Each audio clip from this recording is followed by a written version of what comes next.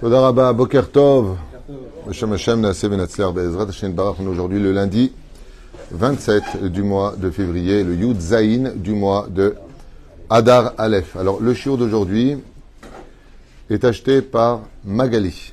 Pour une bonne santé, par Nasatova, Yeshuot Venechamot, réussite, Shlom Bayit et bonheur pour son mari, Shimon Ben Gabriel, et Magali, Margalit Bat Laetitia, peut-être Laetitia, en tout cas c'est marqué Laetitia ici. Be'ezrat Hashem, Yeshuot Venechamot, Shakadosh Baruch Hu, Imale Kol Mishalot Libam La Avodato Barach Bakol Mikol Kol. Vitam Kol Ben Israël, bien sûr. On pensera aussi à tous nos tormim, tous ceux qui nous soutiennent, que Dieu vous bénisse, tous ceux qui partagent les shiurim, ceux qui nous aident. Be'ezrat Hashem, que Dieu vous bénisse sur tous vos chemins. Vous êtes nombreux. Il n'y a pas que sur YouTube que les cours sont diffusés. Et Spotify, tu connais toi ce qui passe? Ben, pratiquement, on va dire 70 à 75% des gens écoutent les cours sur Spotify. Je ne sais même pas ce que c'est moi personnellement, mais bon. Et ça coupe pas. Ok, tant mieux. En tout cas, on pensera à une grande pensée, Bémet, pour nos otages qui vivent toujours cet enfer dans les tunnels de Gaza. Et en même temps, Bezrat Hashem, Shishmor et Trayale, Nova Otanu, Mikol Salam Tsuka, que Dieu protège le peuple d'Israël et qui est le shalom le plus vite possible dans le monde. Ce premier cours de la journée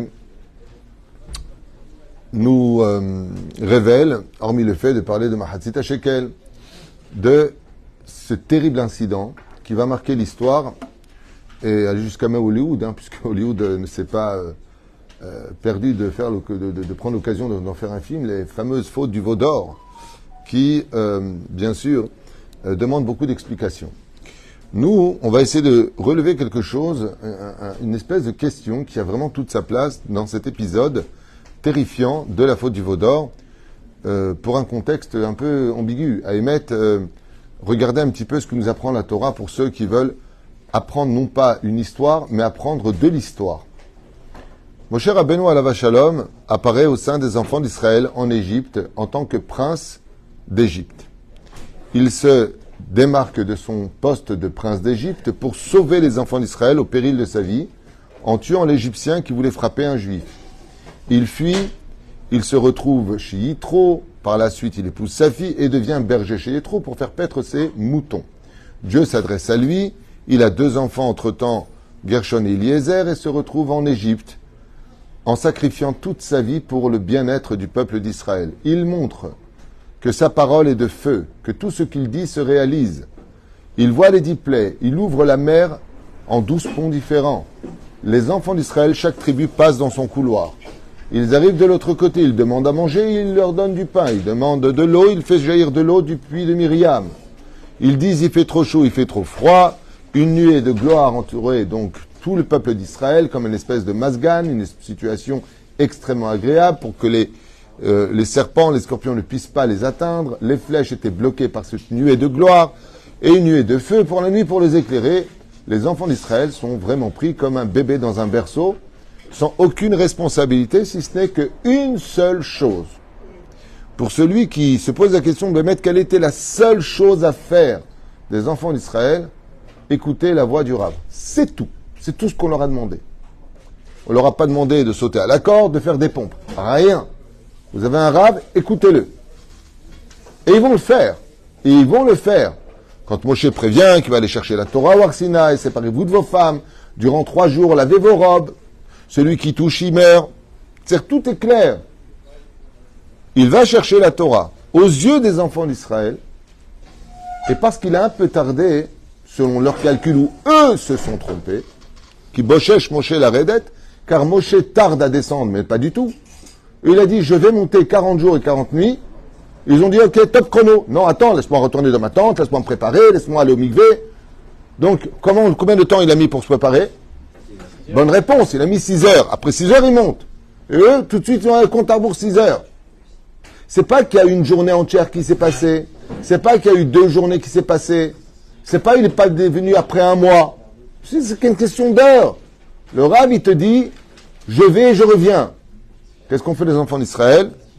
Le Yetzer Hara, il a fait un doute tout de suite. Comment il a fait un doute? Le Midrash nous dit, il a fait circuler le tombeau de Moshe Rabbeinu au-dessus des têtes des enfants d'Israël morts. Nachon. Et de là, Chazal ont écrit des livres sur ce sujet-là.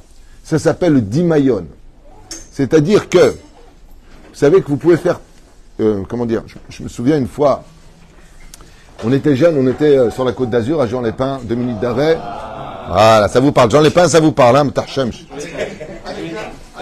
Voilà, ils sont tous, on fait un Dvar Torah, tout le monde dort. Jean-les-Pins, ah, hein, la Joanita, hein, les Pambagnas. Whisky à gogo khali. Allô, Mtachem. Assour. C'est le voum voum. C'est pas pareil. C'est là-bas qu'ils connaissent dans les mots. Si j'avais su qu'en disant le mot Jean Lépin, ça faisait un tel effet.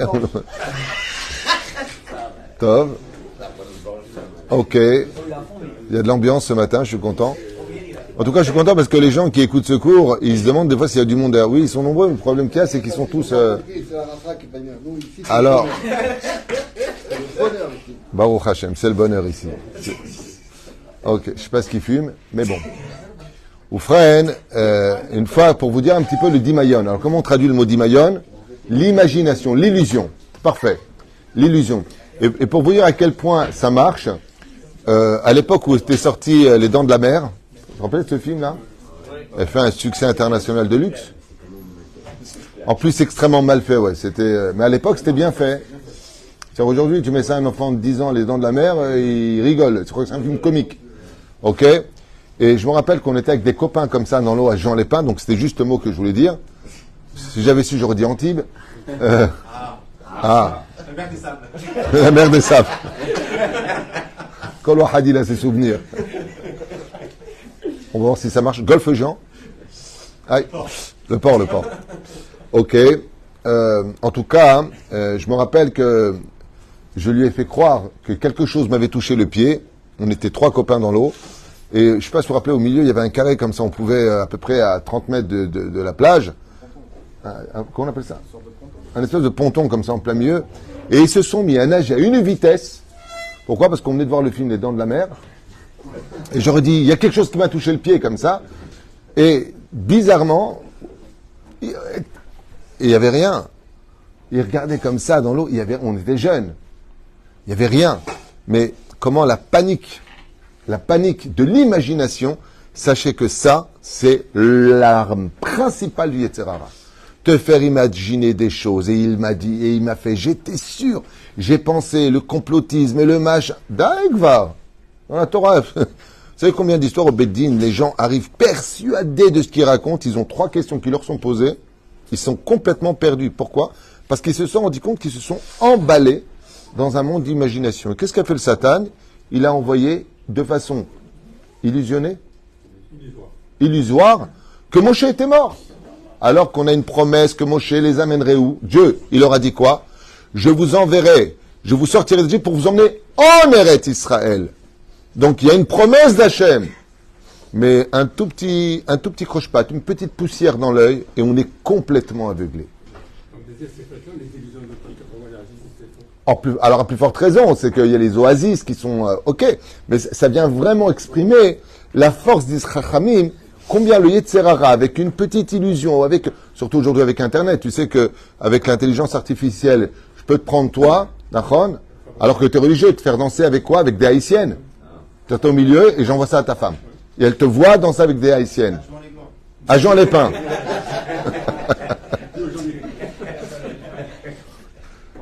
Imagine un Ashkenaz, professeur en philosophie, qui danse avec des haïtiennes à Jean Lépin. Et ta femme, elle te dit, mais regarde, j'ai la vidéo. À Tahiti. Non, à Tahiti, ça veut dire j'ai fauté. Mais si tu es allé, c'est Haïti, en hébreu. C'est une façon de parler. Bon, Arzor, les nous. Il y a de l'humour ce matin, il y a de l'humour. Je vois. Donc, mon cher Rabbeinu Alav Shalom, le Yetzer Hara, il se rit. De quoi est-ce qu'il se rit? Je vais leur faire une illusion comme ça à toute vitesse, à Barakadabrak, que soi-disant il est mort. Et les enfants d'Israël, waouh, Moshe est mort. Oh, il t'a dit qu'il meurt pas, il t'a dit qu'il revient, il t'a dit dans 40 jours, il est chez Akadosh Baruch Hu, je crois qu'il est mort. Qu'est-ce qu'ils ont dit? Apparemment, peut-être que Moshe Rabbeinu n'était pas digne. C'est toujours du côté, bon, Kafsrout, peut-être qu'il n'était pas digne. Alors il est mort, le pauvre, il a tout fait ce qu'il fallait. comme on a vu les chérubins qui étaient faits d'or et que Akadosh Baruch Hu, dans la paracha de Terubin, de là-bas, il voulait parler aux enfants d'Israël, on va faire quelque chose qui va remplacer Moshe Rabbeinu. Et maintenant, écoutez bien, une question énorme est posée ici. Il y a marqué là-haut que quand ils ont commencé à faire cette terrible erreur incitée par le Erev Rav, et d'où est-ce qu'on sait que c'est le Erev Rav? C'est marqué dans la Torah. L'Er Red Kishichet Amecha. Va descendre car ton peuple. Ton peuple. Qu'est-ce qu'a voulu faire Moshe? De quel peuple on parle? Est-ce que le peuple d'Israël, c'est le peuple de Moshe ou le peuple de Dieu? C'est le peuple d'Hachem. Donc, à la limite, notre peuple. Allez. Mais ton peuple, ça me rappelle le père. Quand il rentre à 18h, mon fils, quand il pleure à 3h, ton fils, il pleure. Dès qu'il y a des problèmes, c'est le tien. Dès que c'est bien, c'est le mien. Alors, il y a des problèmes, Dieu va jouer à ça? Non. Mazé, ton peuple, Pérouche Adavar, le peuple que Moshe a sorti de son initiative. Et pourquoi? Pourquoi il a fait ça? Je vous le dis comme ça, vous le saurez. Pourquoi Moshe Rabbeinu aurait commis une telle erreur de sortir autant de Erev Rav avec lui? Parce que comme Moshe Rabbeinu espérait qu'avec le don de la Torah, on n'aurait pas besoin de la Babylonie, de la Perse, de la Grèce et de Édom et d'Ishmaël, c'est-à-dire les 4 galiotes plus la dernière galoute de l'histoire, qu'est-ce qu'il a fait? Chazal nous dit que dans le Erev Rav, Dieu avait envoyé les représentants de ces 4 galouillotes et demi. Donc qu'est-ce qu'il a fait Moshe? Il a dit, pour éviter aux enfants d'Israël d'y descendre, je les prends avec moi, je les répare, comme ça, directement en Israël. Et c'est la Géoula. C'était le plan de Moshe. Et Akadosh Baruch Hu, est-ce qu'il lui a dit de prendre le Erev Rav? Nulle part. C'est Moshe qui les prend. Pourquoi ils sont pas morts pendant la bataille d'Echorim? Parce que justement, ils ont adhéré aux enfants d'Israël. Ils ont adhéré. Non, ceux qui sont morts, ils les adhéraient pas. Non. Ce sont ceux qui ont dit à la 3e plaie, Etzba Elokim I. Ce sont ceux qui ont reconnu que Akadosh Baruch Hu était le Dieu unique de l'histoire. Et eux, ce qu'on appelle Erev Rav, Itaravu Imarav. Il y a ici une allusion qui est faite, Erev Rav, qui vient dire Tarev Imarav. Ça veut dire, ils se sont mélangés à Moshe Rabbeinu. Moshe Rabbeinu a fait une toba. C'est comme si que tu dois prendre 5 caisses. Tu vas faire les allers-retours. Qu'est-ce qu'il a fait Moshe? Il dit, je prends des 5 caisses d'un coup, comme ça, j'ai pas besoin de revenir en galoute.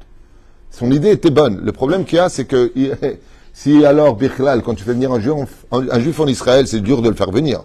Mais alors de sortir la galoute du juif, ça va prendre 1 génération à 2 générations. Alors, un Erev Rav, il y a marqué, il faut 10 générations. 10 générations. C'est pas 1 ou 2. Donc, ils ont amené l'Égypte avec eux.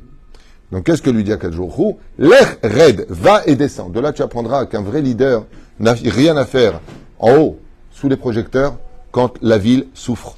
Un vrai leader, c'est pas celui qui s'assied sur un fauteuil en cuir et qui dit maintenant que j'y suis, ha ha ha. Non. Un vrai leader, c'est celui qui ne restera pas assis si son peuple y souffre. Donc, Dieu lui dit, Red. Moi, ça me sert à rien d'avoir un très grand rabbin en haut si le peuple il est naze en bas, s'il souffre pour rien. Donc, hein? Qui? Oui, Nachon, tout à fait. Nachon, Sodek. Mais même Moshe. Et qu'est-ce qu'il fait? Sarou min ma'er min aderer. Dieu lui dit, ils ont vite quitté le chemin de la rectitude. Asher tivitim, slicha, que je leur ai ordonné. Asou lahem egel masecha. Et ils se sont fait un veau masqué, c'est-à-dire une idolâtrie, qu'ils considèrent vraiment comme une idolâtrie. Et Akadosh Baruch Hu lui dit, descends, c'est pas bon. Alors que Moshe insistait pour descendre avec lui les louchot. Et là, c'est là qu'est toute la question qu'on va développer. Moshe Rabbeinu insiste presque de façon pathétique, car Dieu lui reprend les tables de la loi, les 6 livres exactement, qu'on va expliquer, et il lui dit maintenant, raide. Il lui dit pas, descends avec les tables. Il lui dit, va voir le peuple d'Israël, fais ce qu'il faut. Chazal nous dit qu'il y a eu un combat, comme le rappelle Ben Ishraï, entre Moshe Rabbeinu et les créateurs du monde. Pas un combat physique, on n'est pas dans Matrix, un combat spirituel. C'est-à-dire, Moshe Rabbeinu dit, ok, donne-moi la Torah, je vais descendre avec. Et Dieu lui dit non. Donc je vous lis le Midrash si vous voulez. Alors que Moshe insistait pour descendre avec lui les louchot abrit et ramener les louchot et Akadosh Baruch Hu Slicha lui demanda de les laisser dans les cieux. Laisse-les ici, descends, raide. Moshe insiste. Moshe insista si fort dans ses arguments face au Créateur du monde et les anges qui s'y opposaient, qu'il réussit à prendre d'Hachem 5 livres sur 6. Car en réalité, il y a 6 livres de Torah, comme l'explique le Ben Ishraï, dont le premier s'appelle Anochi, Aleph. On appelle ça le livre du Aleph. de quoi parle ce livre-là. Le Ben Ishraï nous dit, d'ailleurs c'est sur ça que la chrétienté s'est basée avec le Nouveau Testament. Et pourquoi ils disent que c'est le Messie? Il dit, ben voilà, il a réformé la Torah, il a apporté le livre de qui? Le livre qui parle que de Dieu. C'est-à-dire que chacun de nous avons une carte d'identité. Si vous regardez bien la Bible, on parle que Dieu créa le monde, et ensuite Abraham, Tzrak et Yaakov, et ainsi de suite. Mais avant le bête de Bereshit, qui est Dieu? Ce livre-là nous avait été donné. À la base, chez Moshe Rabbeinu, qui s'appelle le livre de Anochi. C'est pour ça que les 10 commandements commencent par Anochi. En réalité, le premier livre qui compose la Torah, c'est la lettre Aleph, qui représente Dieu. Yud, Vav, 26. Et qu'est-ce qu'a fait Akadosh Baruch Hu? Celui-là, il a remis tout de suite dans ses trésors. C'est-à-dire, qui je suis moi, personne ne le saura. C'est pour ça que le prophète dit que quand viendra le Mashiach, le ciel et la terre seront remplis de la connaissance de, pas de la Torah, de Dieu. Ça veut dire, toutes les questions qu'on se pose. Dieu, qui est-il? Qui, que quoi, dont lequel? Comment il a créé les mathématiques, l'univers? Tout ça, c'est ce qu'on découvrira. Parce que Dieu émanera dans ce monde et on aura le livre qui parle que de Dieu. Ben, c'est normal, puisque la résurrection des morts, il sera où Abraham, Yitzhak, Yaakov, Moshe, Aaron, David, Shlomo. Où est-ce qu'ils seront tous les tzadikim de la Gemara? Ils seront déjà sur terre. Triatametim. Donc on va pas les étudier eux. Qui on va étudier? On va étudier uniquement Hachem. On va poser la question à notre père retrouvé. Ah bah, raconte-nous toi. Ta vie, non, parce qu'il a créé la vie. Toi, il a créé le toi. Alors qu'est-ce qui reste? Anochi. Moi-même. Et ce livre-là, tout de suite à quatre jours, dit, ils ne sont plus dignes maintenant de savoir qui je suis vraiment. Donc aujourd'hui, qu'est-ce qu'on a de Dieu? Que des attributs divins. Mais qui est-il lui vraiment? Personne ne peut le dire. À un tel point que, comme je vous l'avais déjà dit une fois, il y a un point commun entre le plus grand des sages de la Torah et le plus grand athée de l'histoire. C'est que les deux ne savent pas qui est Dieu. C'est-à-dire que tu vas apprendre le summum de la connaissance de la Torah, tu dis qui est Dieu, et tu dis je ne sais pas du tout. Tu prends le plus grand des athées, tu dis alors jamais entendu parler de celui-là. Nokolos, quoi. C'est le point commun qu'ils ont entre eux. La reine, Moshe Rabbeinu, qu'est-ce qu'il fait? Il va se battre, il va réussir à prendre 4 livres qui sont Shemot, Vaikra Bamidbar Devarim.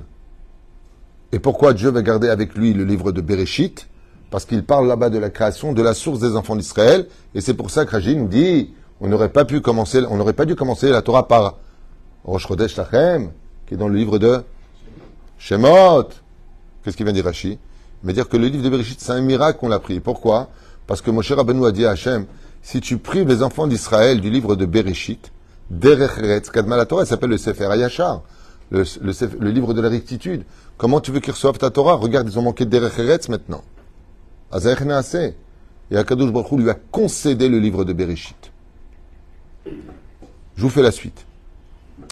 Pourquoi, Chazal donc pose une question énorme, pourquoi, d'après vous, Moshe Rabbeinu a si grandement insisté alors qu'il savait que Akadosh Baruch Hu lui-même lui a dit qu'ils ont fait un veau d'or?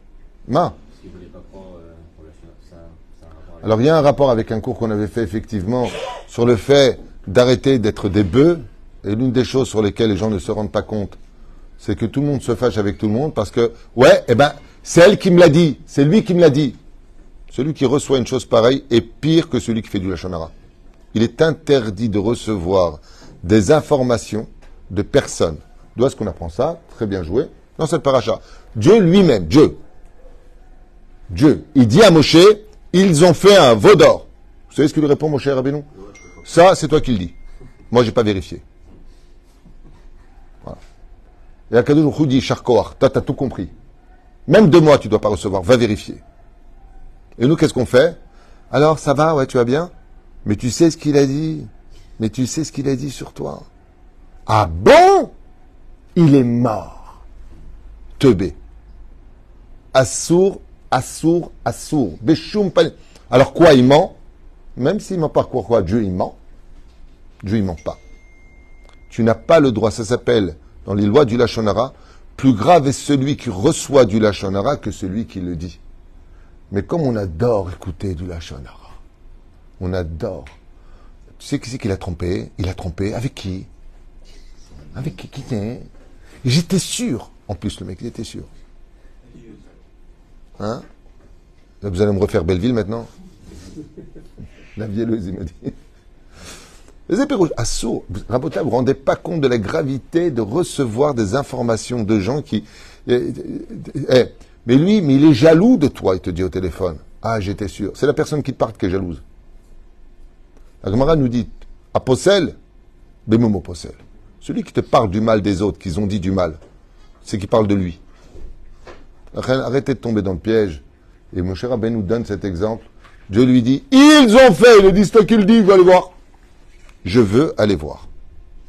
Et Akadosh Baruch Hu lui dit, kol hakavod. C'est pour ça qu'il lui dit, Red, va voir. Tu n'as pas le droit de recevoir des informations. Ça s'appelle les oui-dire. Et quand tu vérifies, sinon j'ai fait un cours qui s'appelle les rumeurs. Qu'est-ce que tu peux briser comme personne avec des rumeurs? Et les gens ne vérifient même pas. Même pas. Enfin bon. Quel dommage. Dans le livre Netivot Shalom, il y a un verset là-bas qui dit Bechol Yom, donc il rappelle là-bas un verset du Midrash qui dit Bechol Yom, Bat Kol Yotzet, Nachon, Mi Bet Amigdash, Mi Makom Bet Amigdash, donc je le traduis en français. Chaque jour, une voix vient du Bet Amigdash d'en haut, écrit et dit Shuvu Banim Shovavim. Revenez, petits voyous, vers Hachem. En d'autres termes, Shovavim, c'est perturbant, petit voyou, c'est mignon. Aval Aemet, Shovavim veut dire rebelle. D'accord? Donc, tous les jours, il y a une voix qui sort et qui dit, en sortant du Beth Amikdash, arrêtez vos bêtises et revenez, faites teshuva. Les femmes, tsniout, patati patata, les hommes, études, tfilin, patati patata, tous les jours. Il y a une bat kol qui sort, une voix qui sort, et la Torah ne ment pas. Oufren, le Baal Shem Tov, Zecher Tzadik et Bekadosh Ivracha, dit la chose suivante. I'm so sorry. Il parlait aussi l'anglais, hein. Mais personne n'a jamais entendu cette phrase du ciel. Jamais entendu. Hein. Il a dit à ses élèves, vous avez entendu une voix qui vous a dit faites teshuva, faites teshuva, faites teshuva. Non, le shamanou d'avoir casé. Et les élèves ont répondu à Baal Shem Tov, effectivement, aucun de nous n'a jamais entendu une voix qui nous a dit, qui venait avec douceur du Beth Amikdash, eh bien, faites teshuva. On n'a pas entendu cette phrase. Et au Baal Shem Tov de répondre, et il expliqua que cette voix venue du ciel n'est autre que notre propre conscience. Écoutez bien, c'est très important. Le Baal Shem Tov dit qu'en réalité, cette voix est inaudible à l'oreille, mais elle est, par contre, tout à fait écoutée par la conscience qui est en nous. Car chaque juif, au moment où il fait quelque chose de mal, qu'il dit quelque chose de mal, ou qu'il blesse quelqu'un, c'est très bien, quand il s'est mis en colère, qu'il a insulté, qu'il a volé, qu'il a menti, il sait très bien, au fond de lui, comme il a marqué, il sort du Beth Amikdash. Où est-ce que le Beth Amikdash? Pas simplement à son endroit, dans tout le cœur de chaque personne. La conscience lui crie, qu'est-ce que tu viens de faire? Pourquoi tu fais ça? Exactement. C'est de ça dont on va parler, c'est la réponse du Baal Shem Tov. Le Baal Shem Tov, il dit que cette voix-là, c'est pas une voix comme on aurait pu voir du ciel, je suis. C'est tout simplement la voix de la conscience qui te dit, mais tu t'es pas bécédère. Et vous allez voir que les gens qui perdent cette conscience deviennent exactement l'image des démons. C'est pour ça qu'un manipulateur pervers narcissique, pourquoi j'appelle ça des démons au visage d'ange? Parce qu'ils ont tué leur conscience et adapté une conduite de vie que de faire du mal à l'autre, c'est ça le bien qui doit te donner la raison de vivre, le sourire. Il n'y a pas pire qu'un démon, quand il te fait du mal, pour lui, il fait du bien, parce que c'est sa nature. C'est sa nature d'être ce qu'il est. Quand un lion, il a faim et qu'il prend une biche qui vient d'accoucher d'enfant, il dévore la mère et le petit, il se dit pas, oh mince, j'ai fait un orphelin ou j'ai fait une veuve, ou un truc comme ça. Sa nature, c'est cela. Et donc, écoutez bien cette magnifique parole du Baal Shem Tov, qui vaut vraiment le coup d'être méditée, c'est le cas de le dire, nous parle donc du mal qu'on a fait ou qu'on dit aux autres, car l'homme ne peut pas fuir sa conscience. Et tant qu'il a sa conscience, les portes de la Teshuvah sont toujours propices à son cœur, car il est encore raisonnable. Il a encore une raison à l'intérieur pour reconnaître s'il avait raison ou pas. Et ainsi, quand Moshe Rabbeinu a entendu dans les cieux de la bouche d'Hachem qu'ils avaient fait le Hegel, la faute du veau d'or, Moshe ne s'est pas inquiété. Moshe ne s'est pas inquiété, explique dans le livre Nitivot Olam. Qu'est-ce qu'il dit? Il dit l'odag. Il dit pourquoi? Ils ont dit ouais, une telle faute, il est évident qu'ils ont fait tchouva. Donc, est-ce que Moshe Rabbeinu comptait briser les tables de la loi quand il est descendu? Pas du tout. Il est descendu avec la confiance de croire en la valeur de la moralité du peuple d'Israël, et il descend. Il s'était dit que jusqu'à ce que je descende du monde d'en haut vers le monde d'en bas, leur conscience leur aura déjà fait faire teshuva, et ils seront dignes de recevoir ces louchot. Et c'est pour ça que je les prends avec moi.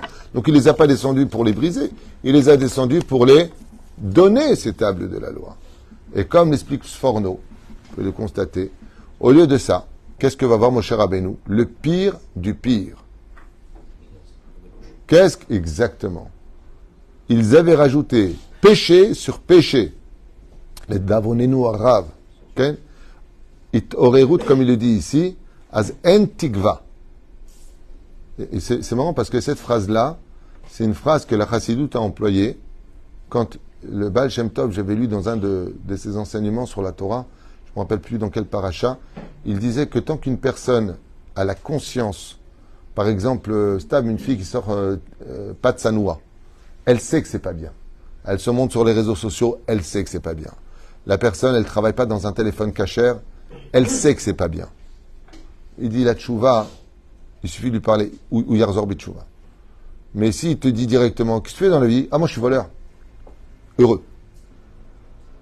Ou alors tout simplement qu'il n'y a même plus de conscience du mal que l'on fait. On a perdu le chemin de Béhémet, des règles, des lois, de la vie, du social, du respect, des recommandations. Il n'y a plus rien. On est dans une anarchie perdue de l'esprit qui est téléguidée par des réseaux sociaux. C'est la fin de toutes les fins. Ça veut dire qu'on ne peut pas descendre plus bas que cela. Et ce commentaire-là, je vous rappelle, le Sforno, il n'a pas vécu hier. Il dit, Pashut Meod, lui, rejoint un petit peu le Baal Shem Tov, il dit, quand ta conscience a disparu, alors je vous lis exactement les mots parce que je les ai notés, Az en yoter tikva, il n'y a plus d'espoir. Shavar miad et aluchot abrit, sheaz itorer amatzpunam, larzor bitshuva. Écoutez bien cet enseignement exceptionnel, qui est un pur trésor de la psychologie. Il dit, quand les gens n'ont plus de conscience et qu'ils vont, il n'y a plus rien à faire pour eux, je fais ce que je veux, je danse où je veux, ce que je veux. Personne ne me dit ce que j'ai à dire. Il n'y a plus de conscience de rien. De rien. Le mal est devenu le bien est devenu le mal. Tout est à l'envers. Moshe Rabbeinu, il lance un enseignement. Il dit, dans ce cas-là, il faut briser la conscience. Et je vous lis la suite. Miyad Moshe Rabbeinu shavar et luchot abrit. Quand il a vu que la conscience n'était plus au rendez-vous, et en brisant cela, il a tout de suite réveillé. Qu'est-ce qu'il vient de faire Moshe Rabbeinu? Waouh, qu'est-ce qu'on a fait? Quelque chose nous a brisé, quelque chose à laquelle personne ne s'attendait. Une catastrophe nationale vient de toucher le peuple d'Israël. La raison pour laquelle nous sommes sortis du pays d'Égypte, pour prendre le mode d'emploi, comment vivre en Israël, qui s'appelle la Torah, Moshe lui-même vient de briser les tables de la loi qui sont la raison pour laquelle le monde a été créé. Et cette brisure des lois a tellement choqué les enfants d'Israël qu'ils ont récupéré la conscience. C'est-à-dire que quand il n'y a plus de conscience, des fois il faut briser l'histoire pour rappeler au peuple d'Israël qu'il a une terre, que la Torah elle est vraie, qu'il n'y a que Dieu qui existe, que Béhémet, que Béhémet, que Béhémet. Ce commentaire n'a pas été écrit hier ni avant-hier. Je finis parce que je voudrais arriver à la fin.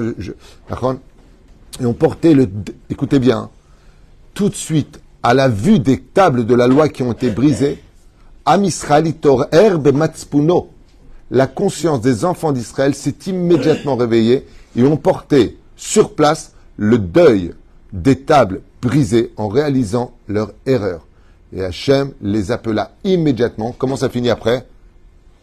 Atem béné Israël. Vous êtes mes enfants. Oui, c'est bien de le dire. Mais regarde dans le texte, tu verras dans la Torah, c'est extraordinaire. Comment Dieu les appelle? Béné Israël. Vous êtes mes enfants. Alken Amar Baal Shem Tov.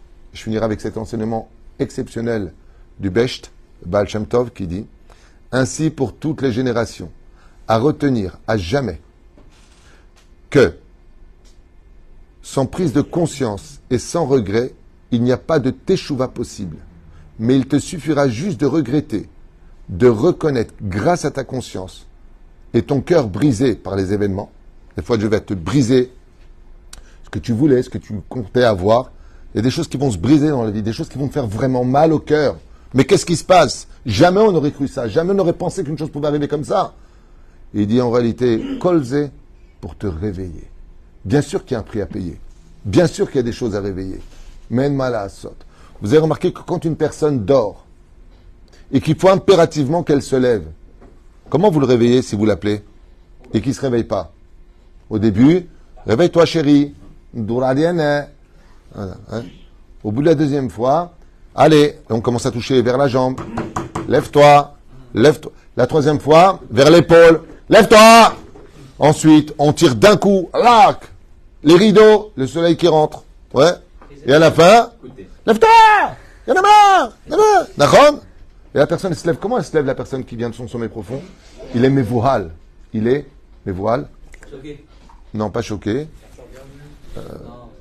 Effrayé. Il y a quelque chose qui va durer une fraction de seconde. Qu'est-ce qu'il y a? Qu'est-ce qui se passe? Il est effrayé. Et c'est exactement ce que dit le Baal Shem Tov. Ne t'étonne pas que dans la vie, quand tu te perds dans une inconscience où l'immoralité est au summum de la chaîne sociale, d'être brisé pour te rappeler qu'il serait temps que tu récupères ta conscience. Mais la reine au merpon, quand ton cœur est brisé, pour que Akadosh Baruch Hu, car pour lui, cela a beaucoup de valeur. Dès que tu es un tout petit peu sur le chemin de la conscience et que tu te réveilles de tes obligations en tant que peuple d'Israël, alors Akadosh Baruch Hu te rappelle tout de suite Kiata Yachar El. Tu es droit devant moi. Gamata Ben Israël. La grande question que je voulais débattre avec vous, mais on n'aura pas trop le temps, c'est Béhémet, quels sont, d'après vous, les 3 points principaux pour garder une conscience éveillée? Chez l'Agdola Meod, qui demande beaucoup de réflexion. Moi, j'en ai 10 à donner, mais je vous laisse en donner au moins 3. La Emouna, ça se travaille. Vous n'avez peut-être pas... Comment garder sa conscience? Comment faire pour garder sa conscience?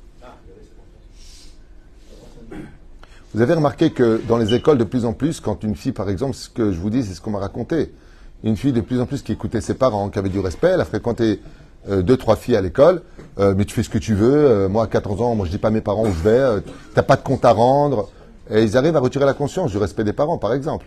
Et les filles deviennent hautaines, manquent de respect, à cause de ces très mauvaises fréquentations qu'elle aurait mieux fait d'éviter. C'est pour ça qu'il faut envoyer des enfants déjà dans des écoles où on t'apprend le respect des parents, qu'on appelle le respect des traditions. Alors, qu'est-ce qui pourrait nous permettre de garder notre conscience? On a vu une chose, là la Torah nous apprend, des fois il faut briser la personne. Elle m'a la saute. Éviter tout le processus de somnolence. Ouais. Pour ça, c'est souvent endormi. L'éducation. Hein? Faut bien entourer, l'éducation. Alors l'éducation, c'est la plus belle réponse, c'est la première vadaï, l'éducation. Pour garder sa conscience, éduquer les enfants dans la conscience. Comme nos grands-mères le faisaient, nos mères le faisaient, nos arrière-grands-mères le faisaient. Vous connaissez pas la phrase? T'as pas honte. Mais t'as pas honte. Tu n'as pas honte. Tu es venu en retard, c'est honteux. Vous vous rappelez de tout ça? Remise en question. Tu as dû le vivre. Avec l'âge que tu as et l'âge que j'ai, nous, à notre époque, Béhémet, c'était honteux. Par exemple, quelqu'un te parlait, tu te retournais, tu te prenais une claque par tes parents. Hein. C'est honteux, ils te parlent. Tout était conscient. Hein? Ouais. Respect. Bon, c'est bon, vous avez pas de... Alors, éducation, ça... Ouais. C'est 100% le moment présent. Le mec est en train de danser avec des filles sur un yacht, il vit à 100% le moment présent, le mec. Quel rapport?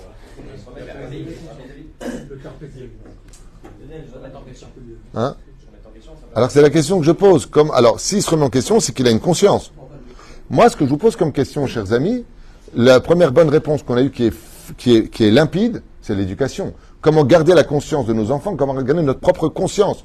La Torah nous a donné un exemple qui est quand même un peu rasera. C'est-à-dire qu'elle te dit, si tu perds ta conscience, Dieu a des moyens de te leur ramener la conscience. Il t'envoie un bon coup qui te brise bien comme il faut au niveau national, et d'un coup tu commences à reprendre conscience que rien n'était un acquis, qu'on a intérêt à faire attention, et qu'en fin de compte, c'est un peu bas les masques. C'est bien. C'est l'entourage aussi. Ça retourne dans l'éducation. L'étude, tout à fait.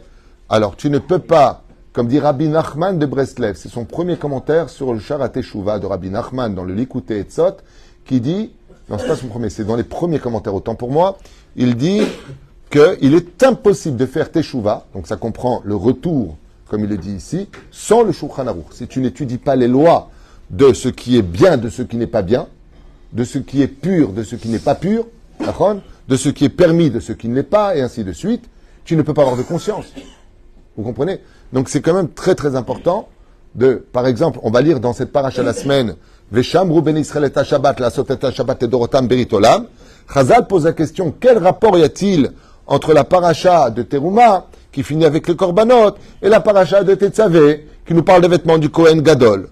Au sage de nous dire, tout comme les korbanot, les sacrifices faisaient la kapara des fautes, réparaient les fautes que tu avais faites, les habits du Kohen Gadol réparent aussi les fautes. Ou frère, quel rapport entre Shabbat qui est annoncé ici et tout de suite la faute du veau d'or, pour te dire que tout celui qui est Shomer Shabbat répare toutes les fautes d'Avodazara qu'il a fait. Le Shabbat est spécifique pour réparer les fautes de l'idolâtrie que tu as fait dans ta vie.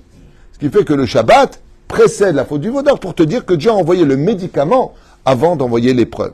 Effectivement, nous avons été mis à l'épreuve, et tout cela avec ses tenants et aboutissants tels que la Torah nous l'expliquera. Mais, deuxième très bonne réponse, sans étude de Torah, de comprendre ce qui est péché de ce qui n'est pas, parce que dans l'absolu, en 2024 de l'ère vulgaire, quelqu'un qui allume sa petite télévision et qui est en train de fumer une cigarette pendant Shabbat, il fait rien de mal pour lui. Mais est-ce qu'il fait du mal dans le monde ésotérique? Est-ce qu'il fait du mal dans le monde de la Torah? Vadaï Sheken. Mais s'il ne lit pas la Torah, il ne pourra pas le savoir. Donc, deuxième, effectivement, la connaissance de la Torah. Et c'est pour ça d'ailleurs que la connaissance a été brisée quand Moshe a cassé les tables de la loi. Il a voulu montrer à Dieu par là, en les cassant, que le peuple d'Israël n'avait pas la connaissance de la Torah, du bien et du mal. C'est-à-dire, il y a un petit jeu de mots aussi qui est fait. Et troisième point, qui pourrait nous garder notre conscience, ça rejoint l'éducation. Hein? Il y a fait meod, chouva nechona meod, c'est celle que j'ai marquée. Effectivement, alze nehemar. Pourquoi est-ce que Bémet y a marqué fais-toi un rave? Parce que tu peux jamais savoir ce qui est bon de ce qui n'est pas. Je voudrais vous raconter une petite histoire que j'ai vécue moi-même, d'un ami qui est aussi un élève, mais surtout un ami avant d'être un élève. Un jour, il vient me voir pour une question d'association sur le domaine professionnel, et il me dit, est-ce que, d'après vous, Rav, je dois me séparer ou pas de mon associé? Je lui ai dit, où est-ce que vous en êtes au niveau de la société? Il m'a dit, c'est un peu difficile. Je lui ai dit, ne te sépare pas maintenant. Il m'a dit, voilà, mais j'ai une super occasion de me séparer là. Je lui ai dit, toi, tu as l'occasion de monter, Nachon? Il m'a dit, oui, alors fais monter ton associé avec toi.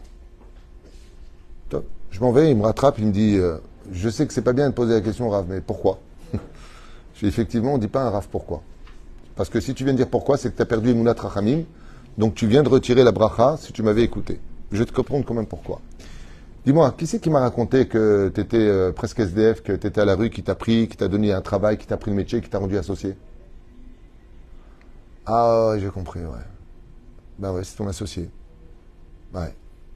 Il est pitié de toi, il t'a rentré dans la société, il t'a appris le métier, il t'a nommé directeur, et après, il t'a mis associé. Et maintenant, toi, tu as l'occasion de lui rendre, et qu'est-ce que tu fais? Tu mets les voiles. Ça s'appelle Kfiyut Tova. Ça s'appelle de l'ingratitude. Tu es ingrat. Lui, il te sauve de l'océan dans lequel tu étais en train de te noyer pour te mettre sur sa barque, et toi, tu vois un paquebot et tu le laisses se perdre dans une barque sans voile, et toi, tu montes sur un paquebot à moteur.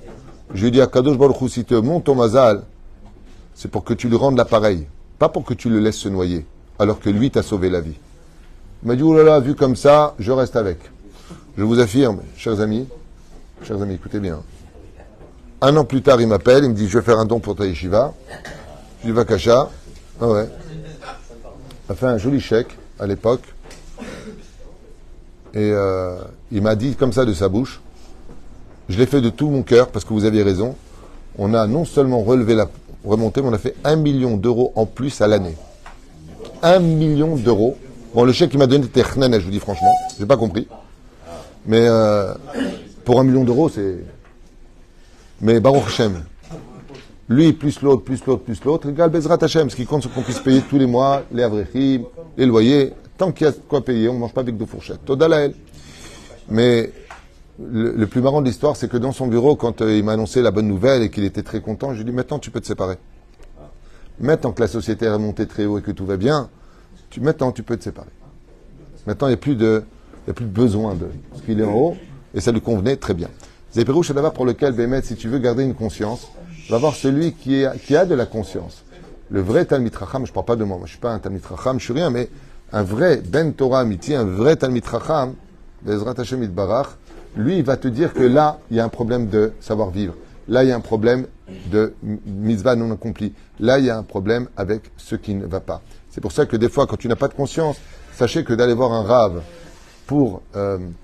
comme hier soir au bureau, j'ai reçu un couple merveilleux. Et le Khatan et Akala ont convenu que si je dis oui, c'est bon. Si non, ils se séparent tout de suite. Ça faisait leur 6e rencontre. Et je pose des questions. Et moi, j'adore le suspense. C'est laisser un petit peu de temps comme ça. Et je lui dis Mazel Tov. Et là, la Kala, elle me dit comment vous êtes arrivé à Mazel Tov? Je lui dis donne-moi une seule bonne réponse de ne pas l'épouser. Elle me dit justement, j'en ai pas. Je lui dis quand on aura une, je te dirai non. Akol Bessédé, il est beau, il est chamoud, il est pieux, il étudie, il vient d'une famille magnifique que je connais en plus. Des gens mamash, me'arpouz. En sibalo leitraten. Et en plus, je lui dis, il est fou de toi, qu'est-ce que tu veux de plus? Je suis comme Menik.